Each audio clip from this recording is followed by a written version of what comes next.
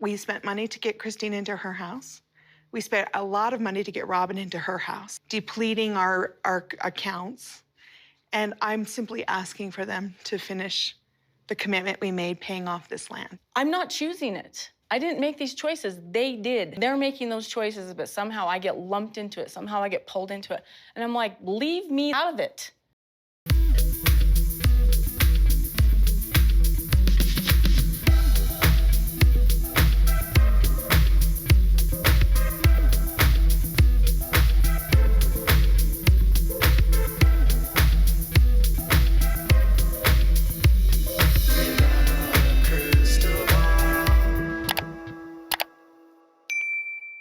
Hey everyone, it's Katie from Without a Crystal Ball. Welcome back to my channel. It is Monday, January 9th, 2023, and last night was the season finale of Sister Wives, and wow, was it a doozy.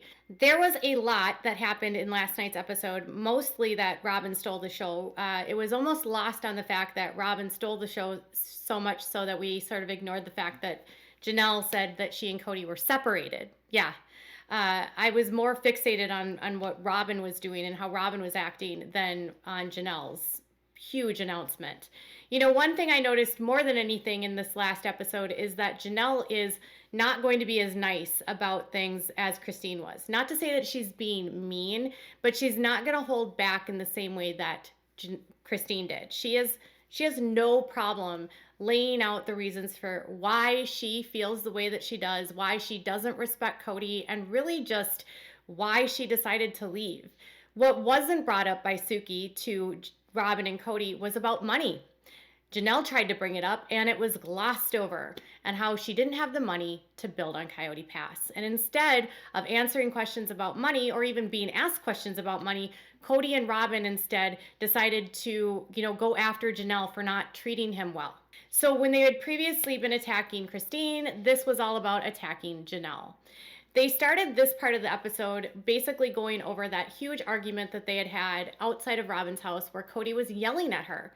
Mind you, Janelle was not screaming back at him, was not cursing at him, was not calling him names. Kody was belittling, he was degrading them, and being very caustic, volatile, and angry. Janelle kept it cool and tried to walk off, and Robyn interfered. And it was that interference that actually left Janelle feeling a little bit irritated. And it's funny because instead of going after Kody's behavior, Robyn lashes out at Janelle for not treating Kody like her best customer. You can't make this up. Before we dive into this video and today's topic, can you do me a big favor and give this video a thumbs up? Also, subscribe to my channel if you have not yet subscribed, and turn those notifications on so you know when I go live or new content loads. This section of the tell-all starts with them going through the argument where Kody and Janelle were basically yelling at Kody was yelling at Janelle about Christmas. And Janelle rewatched the clip, and she was actually a little bit irritated with the way that Robyn was interfering in their conversation, because she felt that Robyn was placating Kody by telling him that the reason why he was acting poorly and he was so angry was because he was so triggered and hurt because of Christine. Janelle didn't like this and felt that Robyn placates Kody and really enables his bad behavior. Why'd you make that face? Because I get so tired of Counselor Robyn. Oh, yeah, your pain, your pain. He acts like he's the only person who's been rejected, who's been hurt. So Robyn saying all that just felt like... It just feels like she's placating him. So the problem with the situation, and as far as Janelle sees it, is that Kody is not seeing it from her kid's perspective. He's only seeing it from his perspective. And Robyn is fueling this because she's telling him that the reason why he is so upset is because of the way that he has been mistreated. So she's enabling it, egging it on, making him feel more emboldened that he is victimized. And then that in turn makes him feel more emboldened to act like a jerk because his wife over here is telling him, of course you are justified to feel this way because of this. And they don't take responsibility for their role. Instead, it's their fault because keep sweet, pray and obey, right? So Janelle's not really super interested in what they're saying here. And because her sons are hurt, she's hurt, and they don't want to take any responsibility for it. And Kody makes no effort to do it, and they want her kids to apologize to him, and she doesn't think Robyn is helping the situation. You know, I can't imagine what it's like to be involved in a relationship where there's always someone meddling in your life trying to fix things, when all that fixing does is fuel hatred against you, because she's not doing things to try to mend things with Janelle and to see Janelle's point of view at all. Robyn only sees Kody's side. So really it's 2 against 1. I mean, how do you win in a fight like that? You can't. You really can't. So for Janelle, she's just going to walk away, because what's the point at this point? Kody is he believes he's the victim when he's really not, and he's made no effort to correct the situation, which is so sad. What I really felt like was, Janelle, you're not leaving. You're not supposed to be leaving. You're friends with Christine. You're betraying me. It was all an emotion of betrayal. She never took my side to say, boys. But that is kind of blaming. That is kind of pointing the finger. No. Either you're with me, or you're with your children. Because if one of my little children were to die because somebody had to get his pencil wet, that made me so mad. Kody literally just sat there, and Suki tried to speak to him, and he interrupted her, and he told her that she wasn't understanding. Why is it so hard to understand? You know, he's mad at Janelle because she sided with Christine. His reasons for being mad at Janelle changes depending on how he can win the argument. And then somehow ends up landing on he's mad at the boys because they couldn't find a place to live during COVID, but when she needed to move out, they could find a place to live. Well, they had to, because she had to move out. They didn't have any other choice. And his explanation there is that they couldn't move out because they had to get their pencils wet. Who refers to a son having an intimate relationship with their girlfriend as getting their pencil wet? I have never in my life heard of anyone describe it that way. It is so demeaning and degrading to the women that are involved with these boys. Can you honestly blame the boys for not wanting to have a conversation with their father? He's mad at Janelle for taking the side of the boys. He's mad at Janelle for taking Christine's side. He's just mad at Janelle because she doesn't take his side. So if you don't take his side, he's mad. Say that to them. Yeah, boys, I'm sorry. I was trying to protect my family. Next time, I'd manage it differently. So she finally gets him to apologize to his sons, which, you know, it's really weird because you know how Brianna got the whole family sick, and that was his near-death experience, and it wasn't his sons that got him sick? Do you think he rages out at Brianna for going to school and blames her for getting everyone sick? Does he yell at Brianna like this? I would love to know. I bet you he doesn't. But after that fake apology, they move on to the conversation about Janelle and Kody at the restaurant. And, you know, Kody, again, more excuses, more this or that, you know, discussions about loyalty and Robyn and Christine and how she's, you know, chasing Christine, and that's why he couldn't be vulnerable because he didn't trust Janelle because Janelle was always with Christine and chasing Christine. And, you know, Janelle is like, we've been separated and I'm happy. She is happy to not be dealing with him. And they've been separated for several months. And she just got to a point where she didn't care anymore. She was indifferent to him.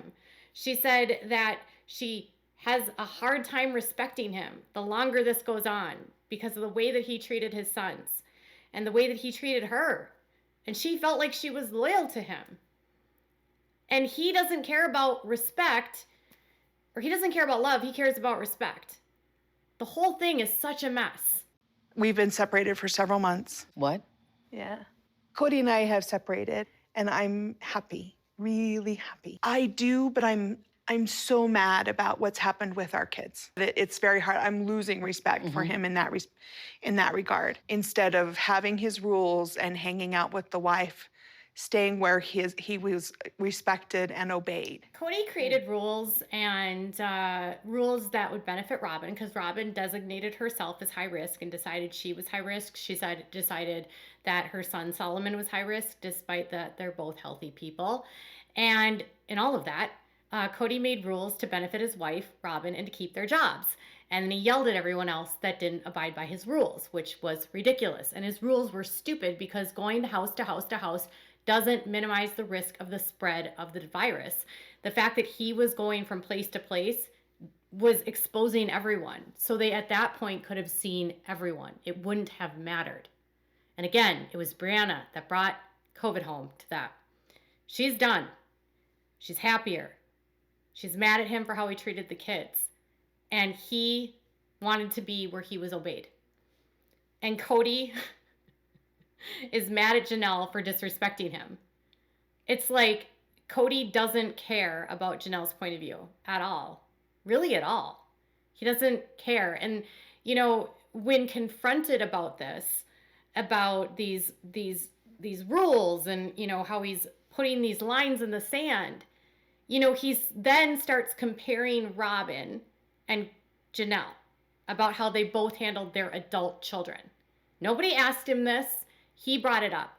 Kody gets so mad when wives compare one another, but he does a really good job of comparing the wives against one another and constantly stating that Robyn's doing things that win his favor. He's not saying, I love Robyn. He's saying, Robyn does what I want. Does he really love Robyn, or does he just love that Robyn gives him what he wants? If your whole world is contingent on my wife obeys me, is that love? I don't think so. Maybe that's why Kody said he doesn't care about love. He cares about respect. If I have a relationship with a wife where we have deep trust and we get along really, really well, that's because that relationship communicated and worked on things and did the right things in the relationship. Robyn brought her kids that were in our home with 2 adults into full compliance on our COVID agreement. And when they didn't, they got to be out of the home. Okay, so when asked if he was going to reconcile with her, he, for some reason, goes on this diatribe about how if a relationship is good with a wife, it's because the relationship communicated and was really good about communicating. I mean, I don't think the relationship communicated. He means Robyn communicated. And by communicating, it was doing what he wanted her to do. So basically, just be more like Robyn. But he doesn't say that. Instead, he's like, well, with Robyn's kids, when they weren't in compliance, they were put out of the house. So he doesn't tell you that they moved Dayton into a RV on their property because he wouldn't be in compliance. They never talked about that. Dayton was never wasn't seen very much on this season at all. And it was because he was living in the RV on the property, but they never mentioned that they were struggling with the kids at Robyn's house. Why is that? Why aren't they ever bringing up the struggles of Robyn's kids? Why don't Robyn's kids ever get storylines where they're degraded and yelled at and diminished and like the other kids? Why is it only Janelle's kids and Christine's kids that get the bad verbal abuse? It's weird. So does that mean if Dayton wasn't complying, why didn't we hear about it as fans? Why didn't we hear that they moved him into an RV? Why are they leaving big things of this out of the storyline? And the reason we know this is not because of them. It's because he said they were put out of the house. And then a couple of weeks ago on Patreon, Gwendolyn said it was Dayton that was living in the RV. So the entire situation continues to devolve further as they start talking about building on Coyote Pass and the plans for the future. And Robyn makes an appearance at this point. Not quite yet, but we'll get there. Kody always wants to find a reason, aside from looking at himself, to justify why he's having a problem with you. I feel like the independence conversation is really just a weird turn because it's never been a problem. They keep throwing up all these objections. Listen, we spent a lot of money to get Robyn into her house, depleting our accounts. So Janelle's been around Kody for almost 30 years. And so she has a really good understanding of how he does things. So when she's asked about why he's so upset about her behavior and her siding with Christine and her being independent, all of these issues. Janelle's very matter of fact, and she starts talking about how Kody will spend a lot of time when something goes wrong to try to blame everyone else for something. So Kody doesn't have the money to pay off Coyote Pass. So what is he going to do?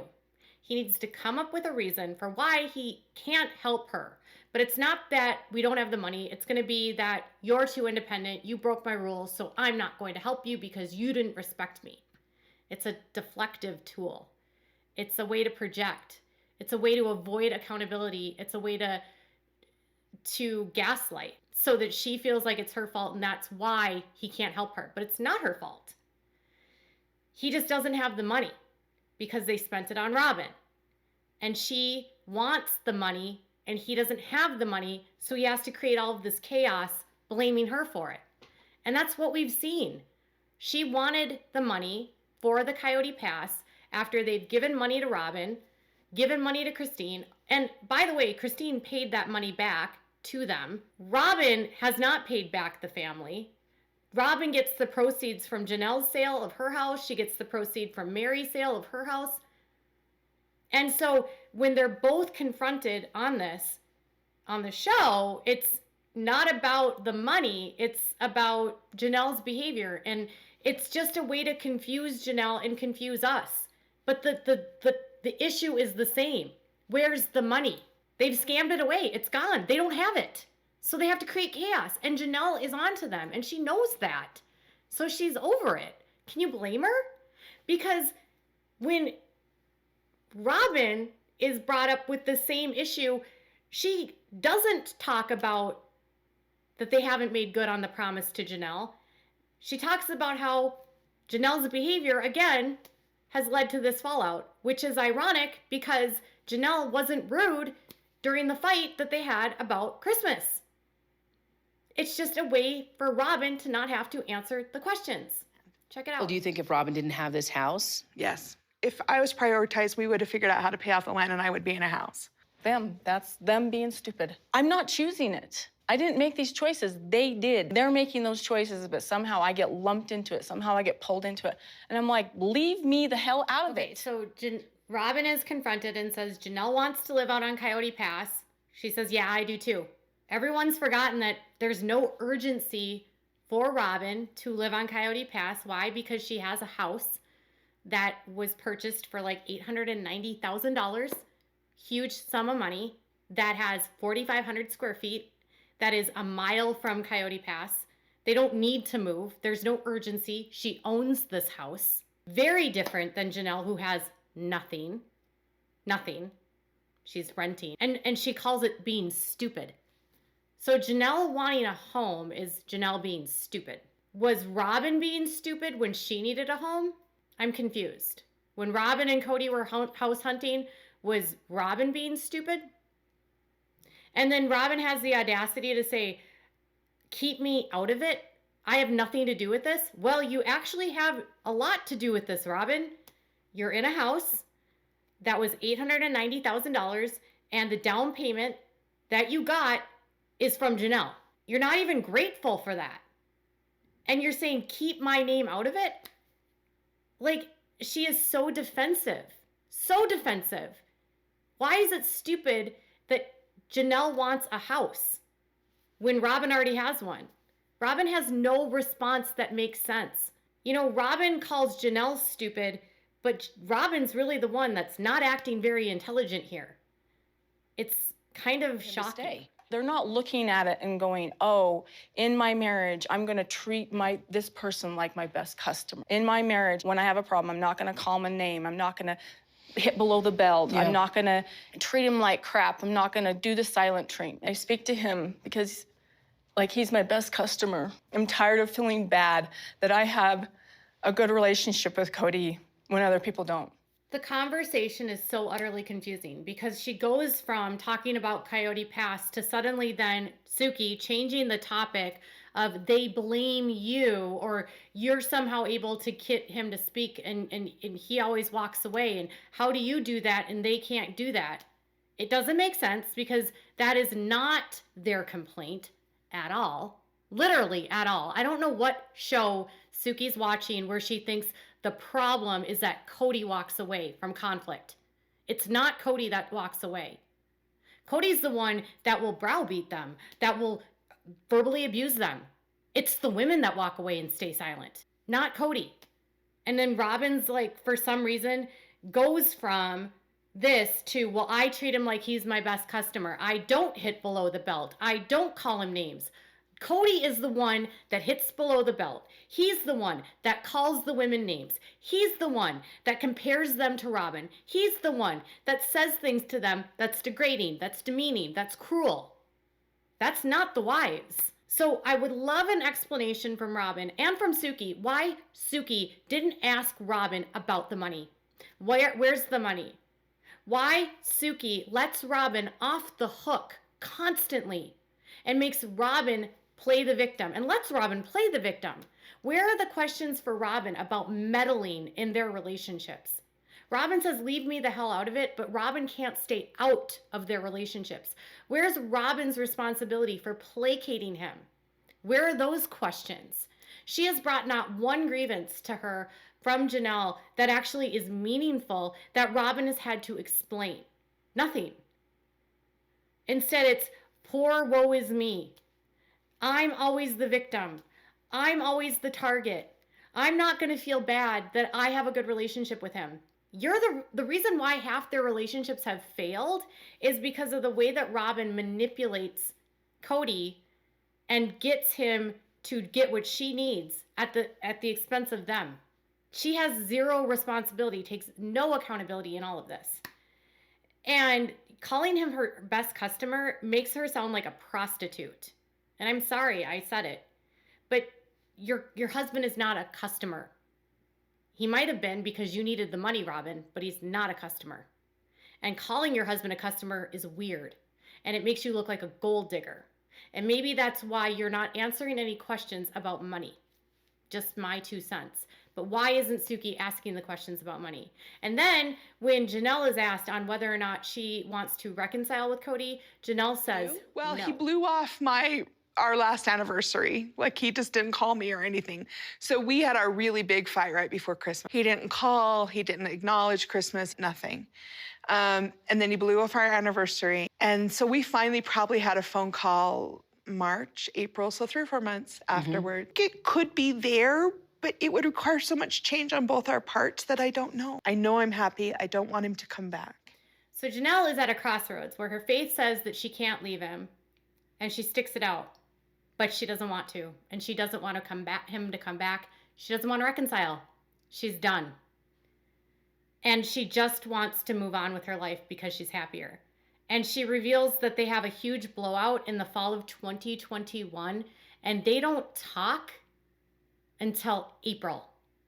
They went 4 or 5 months without speaking. And then the relationship, I'm assuming, ended after that. Because how do you go 4 or 5 months and not speak to your wife? There's still no answers about the money. There's still no answers about Coyote Pass. There's still no answers about any of it. And she's like, well, I don't want to reconcile with him, but I have to leave the door open because of my faith. She doesn't. I guarantee you the longer she gets away from this and the further she's away, she'll lose that. She'll not want to reconcile with Kody and she'll end it. I mean, it is ended at this point, but she deserves her money. And they have no answers for that. None. They're only the victims. So Janelle basically brings them to the carpet, calls them out. Where's my money? Stop blaming everyone. You're constantly deflecting. I'm over it. Calls out Robyn for meddling, and they have no answers but to blame her for taking sides with Christine. Sounds like a bunch of narcissists.